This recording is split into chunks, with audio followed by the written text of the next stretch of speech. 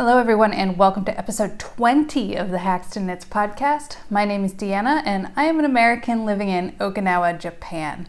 I am so excited you're here with me today. I've got some announcements to make, some finished objects, a little bit of life in Okinawa, so let's get started.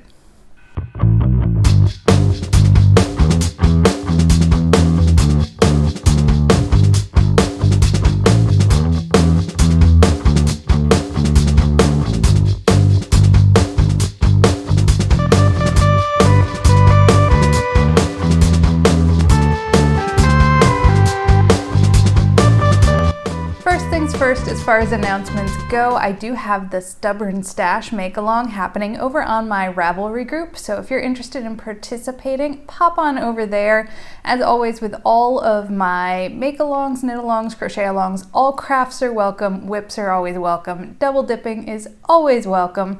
The purpose of this knit-along is to get into your stash, find those balls of yarn that are just lingering and you have no idea what to do with them. And I'm not talking about those like precious yarns, you know, the ones where they're like maybe a little expensive, maybe they were a splurge, maybe they're like a favorite indie dyer and you're just too scared to use them. Those aren't the balls of yarn I'm talking about. I'm talking about the yarn that you've had forever, that you don't know what to do with, you had no plan. Yeah, these are the ones you're going to get at, and I will show you my contributions to this make-along later on in the works in progress section. Now, as you guys all know, my last knit-along, the Challenge Yourself make-along, ended in July, and Emma, our winner, I've got your package in the mail on the way to you. Remind me? No, don't remind me. I'll remind myself to send you a tracking code on that because, as I've mentioned, here in Okinawa, our mail's been a little bit disturbed. I recently got a piece of Amazon Prime mailing objects that I ordered back in April. So things are a little bit wonky here, and hopefully it won't be a long wait for your prize, but it is on your way. But what was really exciting, I'm looking at my box of goodies down here, is when I went to the post office to mail off your gift, I had a gift in the mail for me. I'm so excited. So this finally came. You're gonna hear a lot of crinkles here. I'm so sorry. I mentioned many episodes ago that I participated in the Sock Madness events, and gosh, you guys are gonna be sick of hearing about Sock Madness at this point, but my prize finally came. So here it is.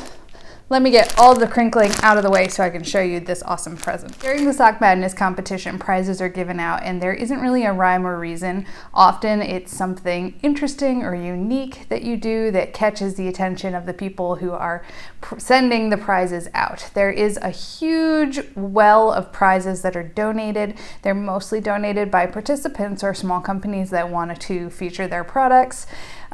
This year I won the prize because it's a speed knitting competition, and during this round I happen to have a lot of work shifts. So one of my pairs of socks I finished while I was at work. I was on break, I was on lunch, but I happened to finish it during my lunch break, and so I put the socks on my feet, stood up on the chair in the break room, and proceeded to take the mandatory pictures so that I could submit my socks and make it through to the next round.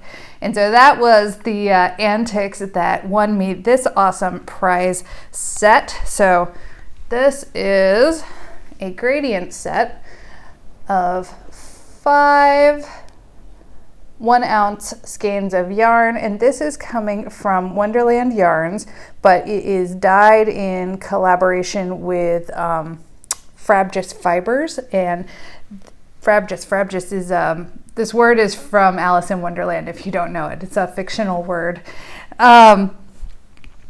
I have like a soft spot, like a warm fuzzy spot in my heart for Frabjous fibers because they were the first fiber I ever spun when I was living in Minot, North Dakota, and there was just this awesome group of knitters there, this super cute yarn shop, and the best part about this yarn shop was that it was attached to a used bookstore slash bagel slash coffee shop. And so they had this big back room surrounded with books with a long table that was attached to the yarn shop, which of course means you have space for knitters to hang out, and you have coffee and snacks and, you know, a quick jump through the doorway to the yarn shop so you can get all your notions and yarn in case you run out during your projects. And the knitters there were amazing. Like, just, oh, I have so many warm fuzzy memories about this particular group of knitters, and always think about going back to Minot because it was just such a cool group.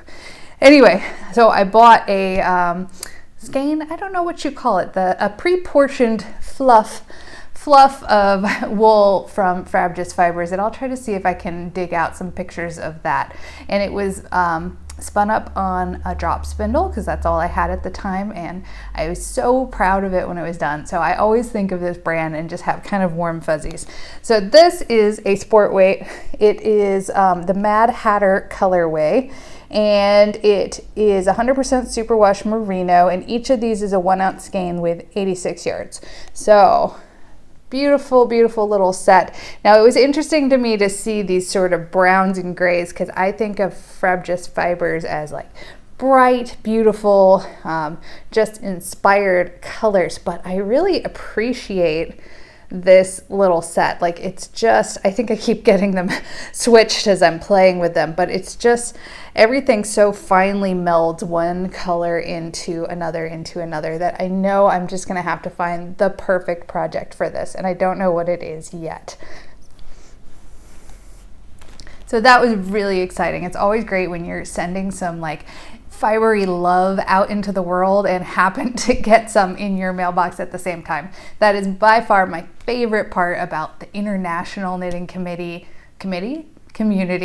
and you know, the way that podcasting and YouTube and Ravelry and the internet just brings everyone together, and then you can like pop these little boxes of love into the mail for future use and love by another knitter. Gosh, I really hope my light is okay today. I didn't make a lot of thought. I just sort of put a chair down in the middle of the floor and hoped that I'd have kind of a cute background. I was really hoping to get more of these cool blue windows. This house has a whole bunch of these just kind of color blocks, some of them going to the outside like these so that you get natural light through, some of them on interior rooms just as a decorative feature, but you can kind of see them up there. I even hid, oh gosh, here, a little creature up there, hoping that you'd be able to see him, but you can't. Oh well, good intentions. But now I have all this space here that I can like pop pictures into the frame and things like that. So hopefully that will be fun for all of you. We'll see how the setup works. I am, of course, wearing my page 4 pullover, which was my contribution to the Knits in Translation knit along that was going on over on the Knitting the Stash. This is knit in Wister brand, which is a Japanese yarn brand in the nostalgic tweed colorway, and hopefully this is the last time I'm talking about it. But I totally dig this. It's a perfectly rectangle shirt. There are no armhole shapings, no neck hole shapings, no waist shaping, nothing. And what's kind of cool about that is that you get to, first of all, customize your armhole and neck hole lengths to your pleasure. So I just sewed up as much as I wanted to make my armhole. Again, sewed up as much as I wanted to make my neck hole. So that is really fun. As you can tell, it's warm here in Okinawa. Can you tell that? You can't tell that. You will be able to tell that from my future pictures. So we'll see how far into today's episode I get. I do end up turning the air conditioning off in this room to keep the noise level down, and I'm already getting a little glisten, a little sweat here. My grandmother, what did she used to say? She would say, "Animals sweat, men perspire, women glisten." And I always love that a lot. But being an American in Japan, I don't always feel that way because I don't know if you know this, but the Japanese race in general doesn't seem to sweat the same way the European or other parts of the world races do. So I think I just used race in totally the wrong way here, but in general here in Okinawa, I'm sweatier than the average local population on the street, as was so kindly pointed out by my yoga teacher on my first visit. This may be a story that just gets flat edited out of this. I don't even know how I ended up on this ramble. Let's press on away from that side quest and on to the main mission. Finished objects. I have finished objects. Yep, I have finished objects for you. I think these count as finished objects. Crinkles, okay. My finished object this week is yarn. Okay, so you guys tell me, if you spin yarn, is it a finished object or is it like a half finished object or a hoe because it's not a thing yet? I don't know. Or does it count as its own project? These are actually still a little bit wet, and so I'm going to need to very quickly go lay these out when we are all done talking about them. But I introduced to you during my last episode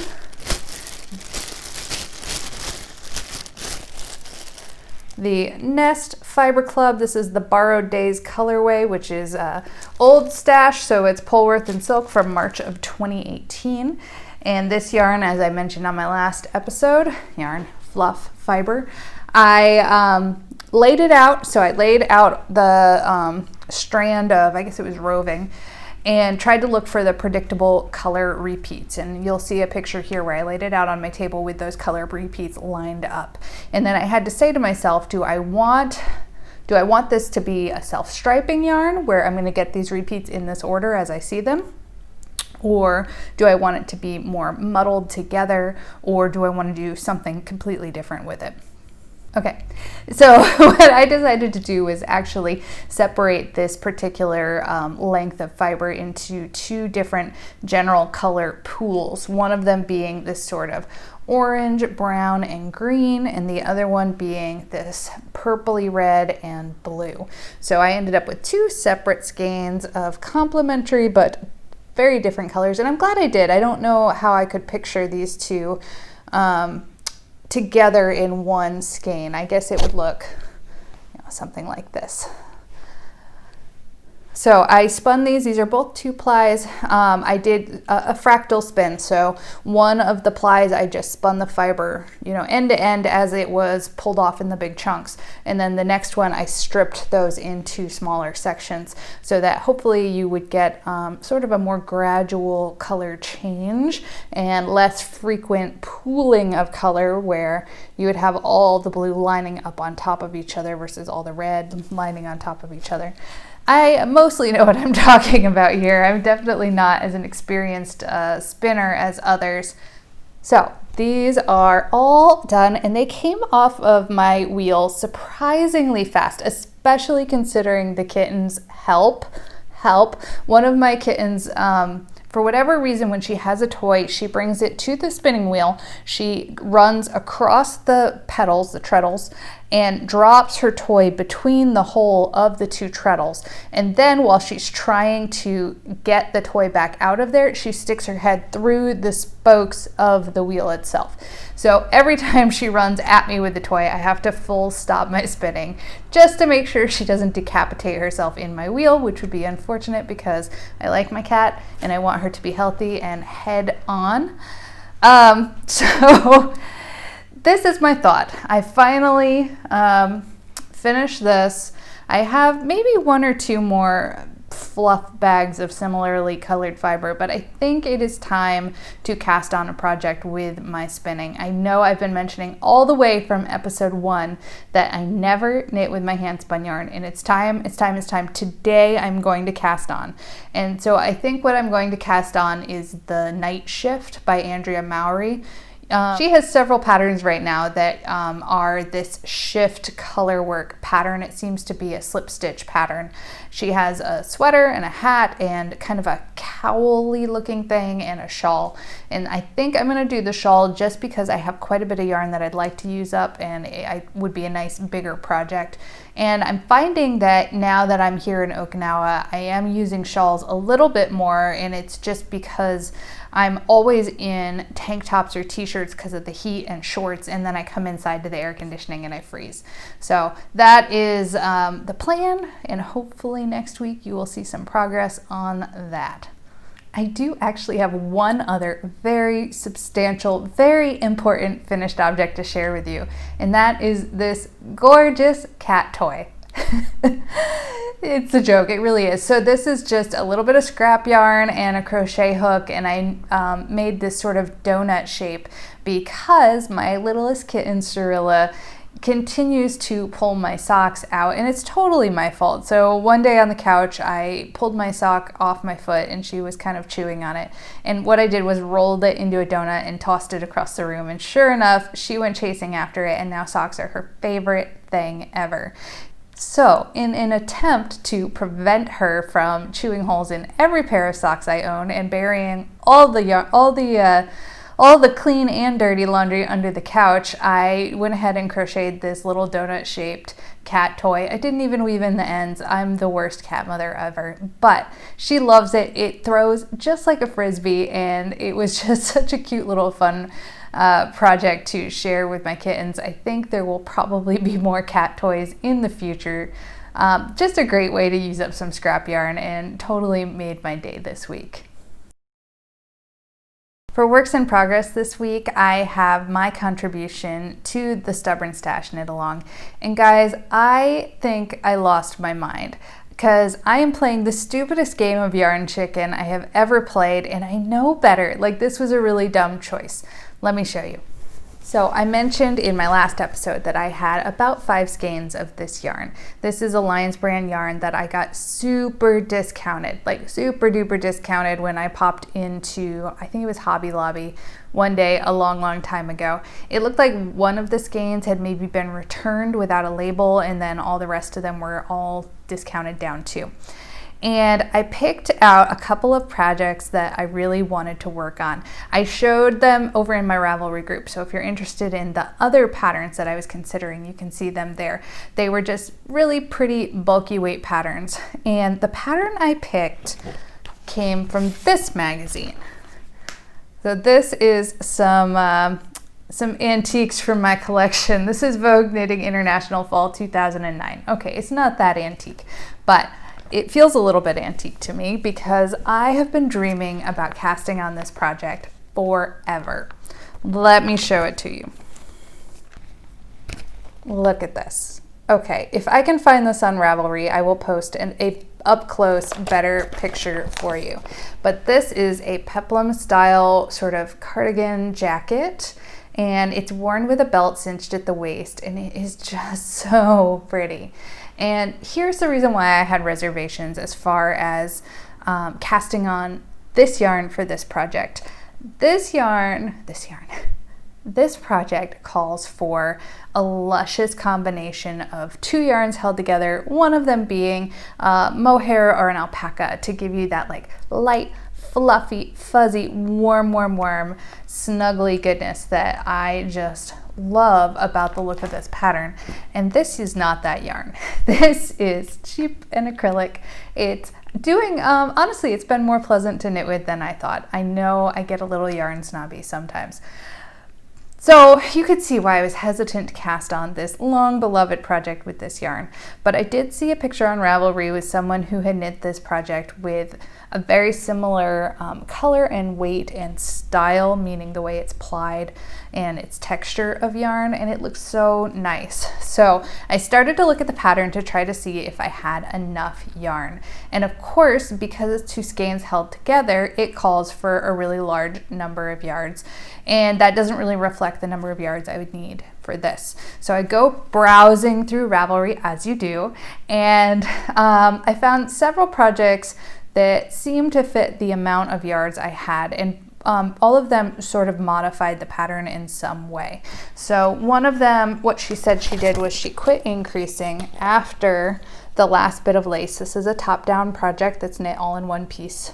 So she quit increasing, so there wasn't quite so much ruffle here, and hers looked really nice. And another one of them cut out several of the rows of ribbing here. And so I thought, I could do this, you know, I can make it work. And so what do? I don't gauge swatch, and I go up a needle size. And I know I don't have enough yarn. It's so dumb. I don't know why I did it, but I did, and here we are. So let me show you where I'm at and my thoughts about whether it's going to work or not. This is, of course, living in this beautiful project bag, which I made and I have talked about frequently and is linked in my sewing tutorials. There's a link to that pattern. Here we are.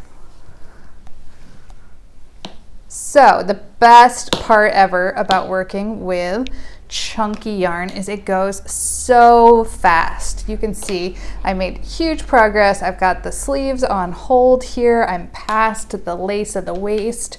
I'm on the last section of lace knitting before you increase to do that really ruffly, I think it's called a peplum at the bottom.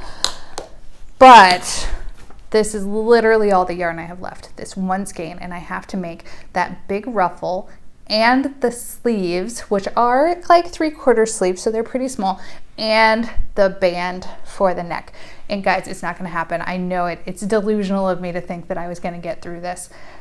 So what am I gonna do? I don't know yet.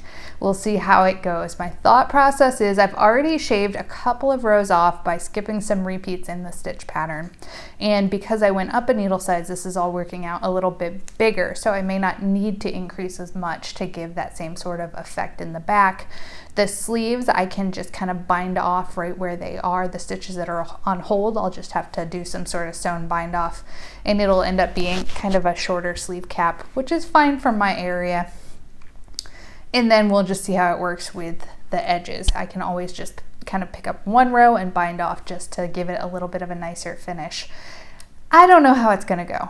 We'll see. I do have a couple of other yarns in my stash that are of a similar weight. They're definitely not the same texture or composition of fibers, so we'll see. We'll see how this goes. So it would be a real shame of me to participate in the stubborn stash, knit the thing, and then just frog it. I will not give up. There will be some way of using this yarn if this little kind of suicidal chicken project doesn't work out. While I was working on my contribution to the Stubborn Stash Knit Along, I got to thinking and I thought I have some spinning fibers that I could also contribute to this project. So let me first show you these fibers. Look at it all. Oh my gosh. So this is some llama fiber. And oh gosh, I gotta put some of this down. Okay. This is some llama fiber. I bought this fiber, so I was in Anchorage, Alaska at one of my favorite hangouts there, which is the Writer's Block. And the Writer's Block is a little coffee shop, and it's also a bookstore, and they also have live music.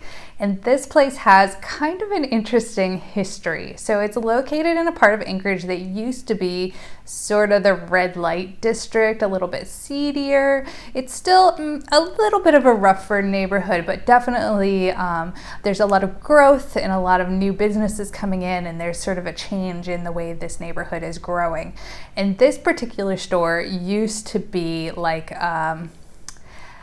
I think it was like a pornography store or maybe a strip club, but it definitely had, like, you know, the booths in the back where guys could go and do their things. And the opening night, they like had this grand opening and told the story about this store and about all of the things that they found as they were gutting this building and turning it into this Writer's Block. And there was, you know, like needles and syringes and people's wallets and condoms and all sorts of goodness. And it was a store with a whole lot of history, which I thought was really interesting, but is now, like I said, a coffee shop and bookstore that often has live music. And I was there one weekend with the Anchorage, I don't know if it's Anchorage, with the Spinning Guild, the local Spinning Guild. I was not a member of the Spinning Guild. I wish that I could, but I move a lot, and for me it's just kind of hard to join guilds and leave guilds and pay dues and all of those things. And so anyway, I was there with the spinning guild. We had all brought our spinning wheels and we were all working on projects together, and one of the girls that was there was sort of destashing and selling off items of fiber that she wasn't going to use, and she had all of this llama fiber. And oh gosh, check this out. Okay, llama neck is what this bag is named. Llama neck Frankie, and gosh, it's so clean. I'm really excited about it, and it's got this beautiful crimp, and then this little bit of carded fiber, which makes me very happy because I do not have the tools or really the skills to card or process fiber, which is something I would really endeavor to work on in the future. Some of it is like second cuts. I think there's like one little bag of second cuts. Some of it is sort of, it's raw, it's cleaned, but it's not been processed. And then there's some that's like carded. And this llama was named Frankie. And I know that because one of the bags was labeled Frankie's neck. So I have all this llama fiber. I have no experience spinning llama fiber. I'm assuming it's similar to like camel or buffalo or something like that. And it has been in my stash for a long time with zero plans. So the llama fiber is going to definitely be next on my list of to-dos to work on. And hopefully, maybe if you've spun llama fiber before or have a project you made out of 100% llama, you could share it with me so that I could maybe get some ideas on what I'm going to do next whip. Oh, I'm just like throwing things on the floor to clean up later. It's always a complete nightmare. So my last and final whip to contribute to you, it didn't get much love over the last week, is my Portage Cardigan. This is the one with the two colors of Malabrigo, which are actually the same color. Yeah, no real contributions here. I've got the whole body done. I still have to do the pickup for the neckband, do the pockets, and do the sleeves. And then hopefully I'll have some better progress to share with you on that one for next week. All right, we're gonna take a little intermission so I could turn the air on here and cool down for just a minute. No, don't do it, oh! All right, guys, we had just a little bit of a wardrobe change. It is just too hot to sit in that wool sweater, but I did have just a little more to share with you before the end of this episode. So next on my list are just some future plans and daydreaming. Last week I showed you this gorgeous yarn by Lemon Jelly Pool. So Lemon Jelly Pool is an indie dyer located out of Tokyo, and I received this yarn as part of the Ameyo Yarn Club, and I have the night edition of this club. They did a day and a night, and I was so excited to get this yarn. You can tell which one I undid so I could squish it and look at it, and which one is still in its nicely bound up packaging. I'll never get it. This will never be my skill. I don't know what it is. I've twisted it as hard as I can, as many twists as I can. I fold it over, I fuss with it. It never works. So anyway, I have been dreaming and dreaming and dreaming about what I want to make with this yarn. And I know I mentioned in the past that I've been thinking about making another Stephen West Starflake shawl. So you will all remember this. I featured it on my channel several times.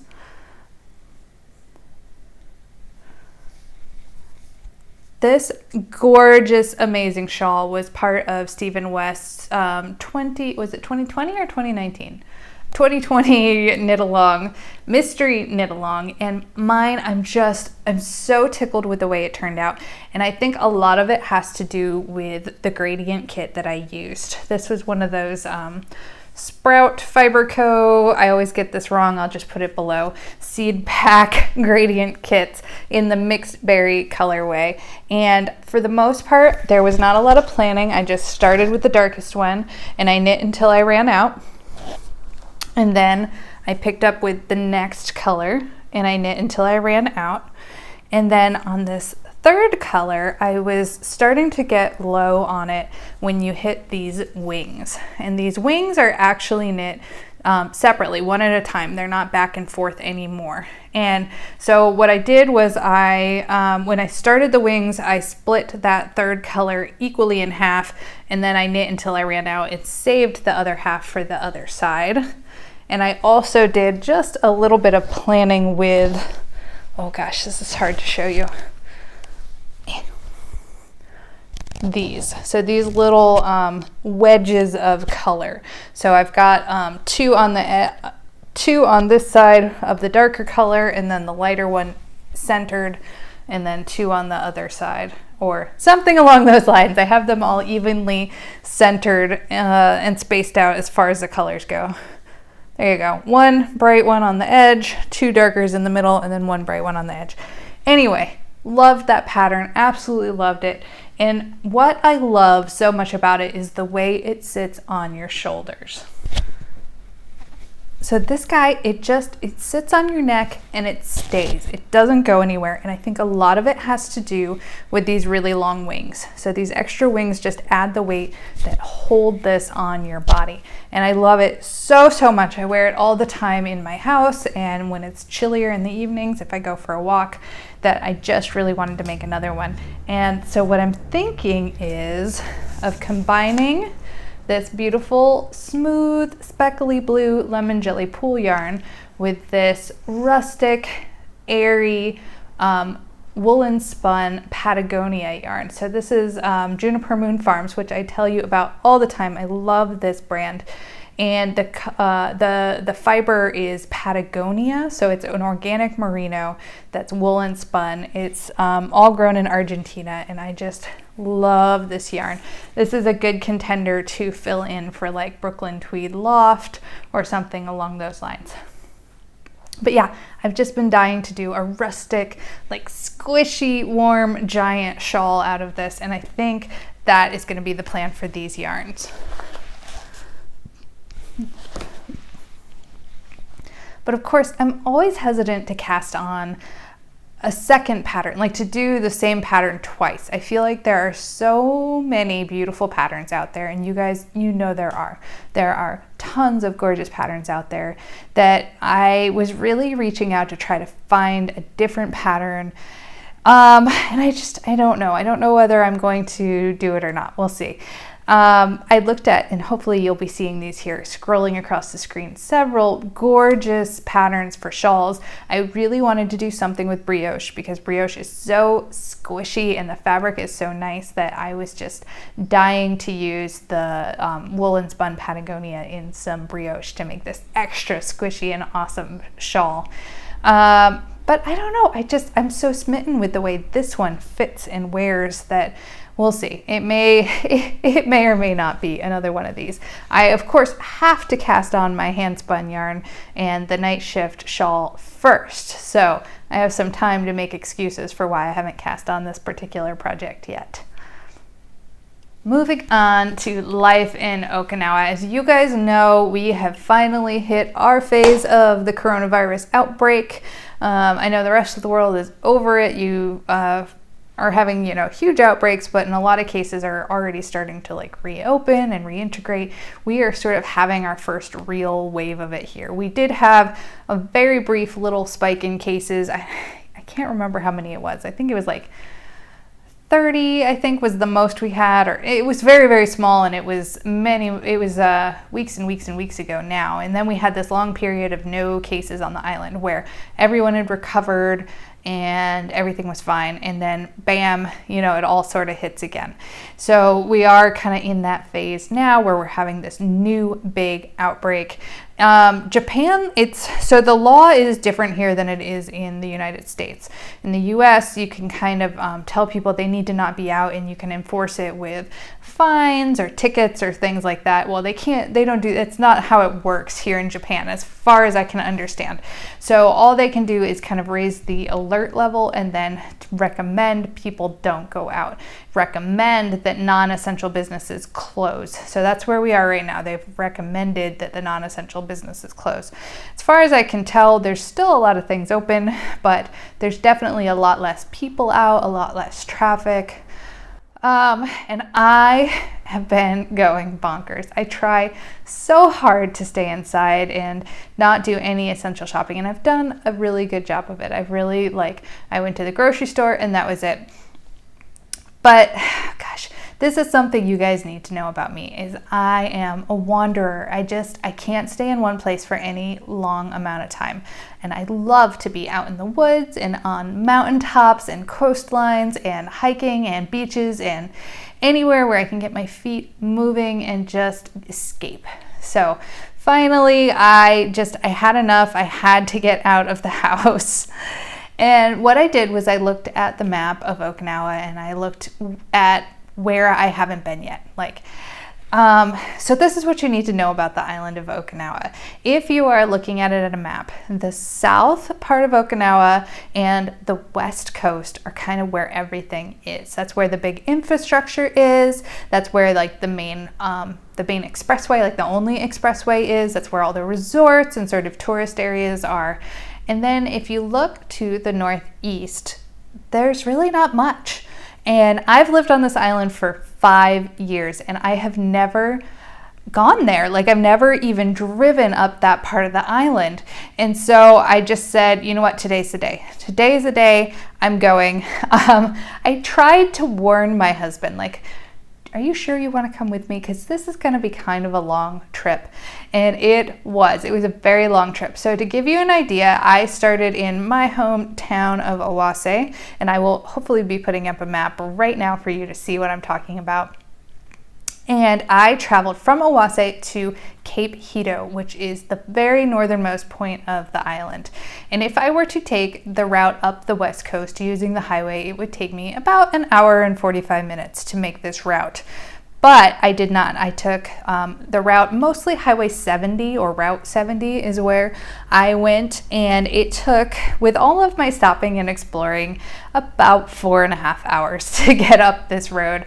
And it was just gorgeous, just so pretty. It's like a well-maintained road, but not much traffic, and there's not a lot there. You go through large tracts of forest. The Yambaru forest is there, and farmland, and the scattered military bases, as there are all over this island.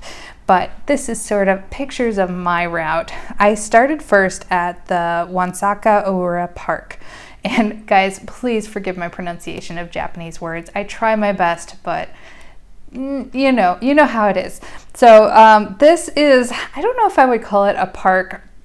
When I picture a park, I either picture a neighborhood park where it's just sort of flat grass and trees and maybe picnic tables, or I picture sort of a bigger state park or national park where it's big and there's lots of hiking trails and amenities. This feels closer to almost like a rest stop at a highway, which sounds really bad, but much nicer than that. And so I parked. There is this cute little section of shops with little potted plants and ice cream and local food, which of course I couldn't stop and enjoy. But there's also this gorgeous boardwalk which goes through a mangrove area. And guys, it was so hot. So the temperature outside, I feel like it wasn't an impressive number. It was 88 or 89, but with the humidity and the no wind, they said the feels like temperature was 109. And it was so wet. So a lot of these stops were a little bit shorter than normal, but this boardwalk was just so pleasant. So it followed along the river and then into this marshy mangrove area. And of course, I could not resist stopping to take videos of all of the little crabs and the little fish in the water. And of course, the mud skippers. You guys know how much I love mud skippers. So I'm laughing because I'm thinking of a video I was shooting where I was looking at all of the crabs. There were so many crabs, you guys, I can't even explain. You look over the edge and you see this what you think is a pebble strewn beach, and every little pebble is actually a crab, and the longer you hold still, the more they start moving, and you can really appreciate how many there were. But my husband was behind me just talking to the crabs, as you will see here. You guys, I could not keep it together. I had to cut that video off because I was laughing so hard, you have no idea.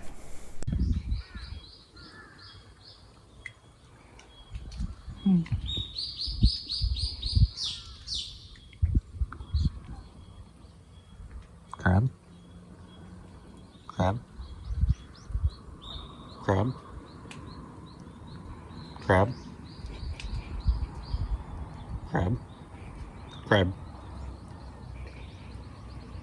Crab.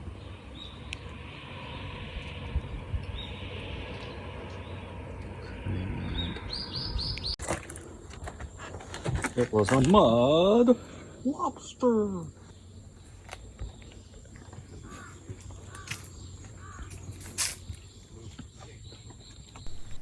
Anyway, after our stop there at Aura, I really wanted to stop at several of these coffee farms. So along the highway, there's the Matayoshi coffee farm, there's the Hiki coffee farm, the Potohoto coffee farm. Like, coffee is totally my jam. It's the thing that I want to eat all the time. Drink.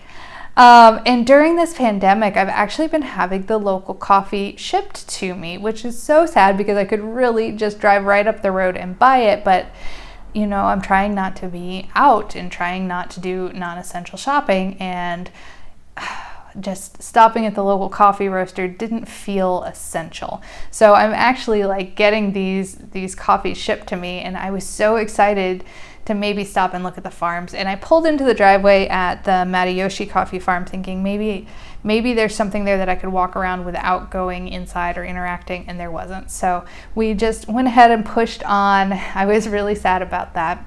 There are a ton of dams along the way though. So we stopped at the Arakawa Dam and just got out for a second to stretch our legs and look at the view and look at the dam. Just, it's kind of creepy because all of the parking lots and stuff were shut down and blocked off, I think because of coronavirus. So probably I shouldn't have gotten out and stretched my legs, but there was no one there and the view is beautiful, and I couldn't resist just getting out for a second to take pictures, and I hope you guys like them too. Our next stop on this route, as we were getting very close to the end to our final destination, was the Yambaru Kuina Observatory. I hope I said that right. It is this interesting observatory. So first, let me paint you the picture of how you have to get to it. So you turn off of the main highway and onto this small road. It's not teeny, but a small road. And you drive, down the hill towards the coast. You kind of go down the cliff and around the beach, and down at the bottom of the hill are all of these tombs. And I've talked to you before about the like turtle style tombs. These aren't the turtle shell tombs that are traditional to older Okinawa tombs. They're the more modern ones. So they're, neat little rows of these kind of pretty painted blue and white tombs. It's basically a graveyard. And then there's a sign that says to turn. And the road, when I first saw it, I thought it was a footpath, but no, it's a road. So it's just barely big enough for my car, and it's super steep. Like, it's got all these graded lines through it to help your car get grip as you go up it. And if I had met anybody on the road up to this observatory, I don't know what I would have done, because I would have had to have reversed down this steep, tight little road, and it would have been awful because I'm not that good of a driver, guys. But finally I make it to the top, and you climb these stairs up, and you're met with this giant bird. So the observatory itself is a cement kind of stairway up, and it's all built to look like this giant bird. I don't know what kind of bird it is. I called it a chicken when I came up, but you go into this bird, or you can go to this sort of wooden platform that looks over the cliff, and you are just met with this stunning scene of Okinawa. And it's the cliffs and the water. The water is just crystal clear. You can see all the reefs below. You can hear the waves crashing, and it was just so stunning. Like, this whole side of Okinawa that nobody lives on. I mean, people live there, yes, but it's not built up, is just beautiful. And all I want to do is spend every second of my time on this island in this beautiful paradise. So for sure we're like planning already that when the craziness stops, we're gonna try to find an Airbnb or a hotel or even just a campsite on the beach. There were so many cute little places where we were able to get out and just climb along the rocks and in the water and put our feet in the water. It was just a gorgeous drive. Our very final stop was at Cape Hito, which is the northernmost point of Okinawa. At this point, I realized there's actually quite a bit of people here, and they're not all doing a very good job of wearing their masks or things like that. So I did briefly get out. I did my very best to stay as far away from people. I think you can see one shot of pictures where you can actually see people in the pictures. That was as close as I got to anybody. But the longer I was there, I just realized there's a lot of people out and I didn't want to be there anymore. So we moved pretty quickly on from that site and then started the long journey home, which we took the highway, the right way, and it took, like I said, an hour and 45 minutes and we were home again. And it was so sad because I wanted so much to like stop at the little shops and eat all the food and maybe get a hotel room and just stay, but it just wasn't possible. So of course I made a very long drive for a very long day, which really just resulted in me kind of hiking and exploring. I had a lot of fun. I don't know if my husband had as much fun as I did, but it was just a really lovely day, and I'm super excited that I can share some of these pictures and videos with you guys. As for the beer update, my beer that I was talking about last week is now in my belly where it belongs. This was the Mac Daddy Scottish Ale that came from Great Fermentations, and it turned out so good, and it's perfect for right now, for this weather. It is light and easy to drink, which I know if you're not a beer person and you're seeing like the pictures of this beer now, you know it's not light, it's a dark colored beer. But I think that a lot of people who aren't very familiar with beer, or maybe don't think they like beer, they see a beer like this that is this dark color and they think that's going to be thick and filling and I don't know if I'm going to like it, and that isn't necessarily the case. So the color itself doesn't make for the thickness or the mouth feel that can sometimes make darker beers feel so heavy. This one is actually pretty light and really easy to drink, and I have to watch myself because basically every day when I get home from work, all I want to do is pour myself a glass of this beer. I really think this keg is going to go super fast. I am really excited about it because now I have this basic recipe. I can start to play with it, and I'm kind of thinking this is going to be like our house beer that I can work on tweaking the recipe. I do want to add just a little bit more mouthfeel to it, like just a little bit more thickness. But for the current like climate, the Okinawan weather and the heat, it is perfect. So this beer has been going down really, really well. And like I said before, my next planned beer is like a holiday spiced ale. So hopefully that'll be ready like right in time for the turn in the weather when I can start getting like a little more bundled up and, you know, start thinking about the holidays. We're almost there. I'm almost through my second winter this time around in Okinawa. Oh gosh, we're almost there, guys. It's almost sweater season again. I've also been brewing some more kombucha. So if you've been watching, I started talking about kombucha, I don't know, a month ago, 2 months ago, maybe 2 months ago.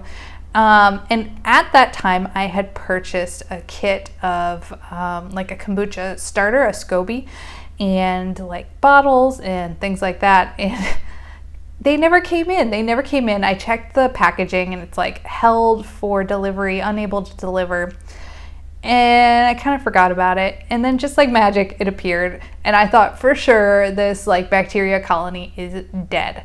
Like there is no way it's going to grow anything. But it came with this really cute kit. And what I liked the most about the kit is that it had little sample sizes of different flavors that you can add for your like second fermentation to add flavor. And the reason I like this is because when I first started making kombucha, you know, my vast time frame of making it like 2 months ago, I I was buying all these ingredients to try different flavors, and that was actually getting kind of expensive because, you know, I wanted to do a little bit of mint and a little bit of ginger and a little bit of cinnamon, and I'm buying all of these ingredients to use like this teeny tiny amount. So this kit came with 4 different flavors that you can make, and the first one I made was a ginger hibiscus. Oh man, it turned out so good. So good. Like, I've been drinking it way faster than I should, and I'm already ready to make more. So now I'm gonna have to find a way to buy more like bulk dried hibiscus.